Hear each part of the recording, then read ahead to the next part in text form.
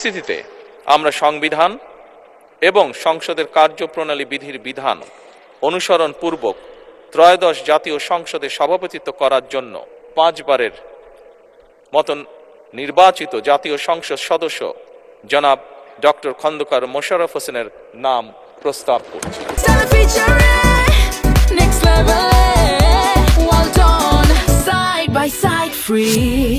সংসদে সরকার দলীয় উপনেতা মির্জা ফখরুল ইসলাম আলমগীর এবং বিরোধী দলীয় উপনেতা সৈয়দ আব্দুল্লাহ মোহাম্মদ তাহের এতে সমর্থন জানান। আমাদের প্রধানমন্ত্রী যে প্রস্তাব করেছেন ডক্টর খন্দকার মোশাররফ হোসেনের নাম, আমি আমাদের দলের পক্ষ থেকে এটাকে পূর্ণ সমর্থন জানাচ্ছি।